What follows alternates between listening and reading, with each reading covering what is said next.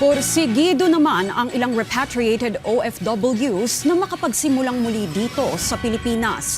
Ito ay sa pamamagitan na rin ng iba't ibang tulong na handog ng pamahalaan. At kabilang sa mga nakikinabang ay ang mga kababayan natin mula sa probinsya.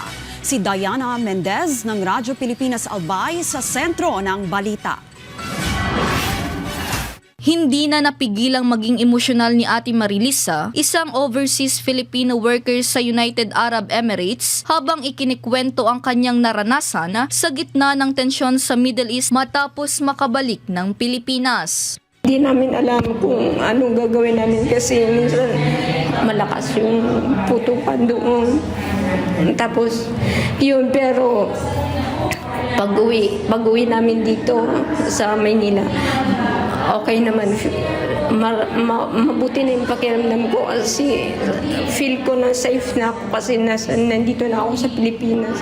Sa kabila ng pinagdaanan sa UAE, malaki ang pasasalamat ni Ate Marilisa sa pamahalaan dahil sa cash assistance na natanggap niya sa kanyang pag-uwi. Nagtungo rin siya sa Balikbayang Manggagawa Fair na pinangunahan ng Department of Education o DepEd, katuwang ang Department of Migrant Workers o DMW dito sa Legazpi City. Bukod sa mga inilagay na booth na maaaring lapitan at applyan, pinagsama-sama rin ang mga serbisyo ng pamahalaan kung saan dumalo rito ang mga repatriated OFW at mga benepisyaryo ng sa Pinas, Ikaw ang Ma'am at Sir Ospims program.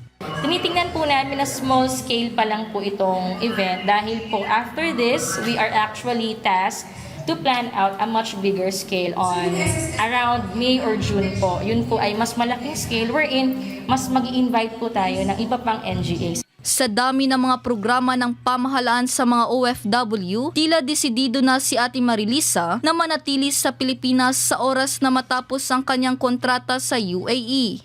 Meron din po silang may tutulong sa akin. After 1 year, baka babalik na ako dito kasi tatapusin ko lang yung kontrata ko kasi hindi pa ako finish contract. So after that, babalik na ako dito. Baka mag for good na ako dito. Tapos hihingi ako ng tulong sa kanila. Hihingi ako ng tulong sa government natin kung paano kung makapagsimula. Ang mga gaya ni Ate Marilisa ang patuloy na inaalalayan at tinutulungan ng pamahalaan alinsunod na rin sa utos ni Pangulong Ferdinand Marcos Jr. Mga programa at inisyatibo para sa muling pagsisimula ng mga tinaguriang mga bagong bayani. Mula rito sa Albay, para sa Integrated State Media, Diana Mendez ng Radyo Pilipinas, Radyo Publiko.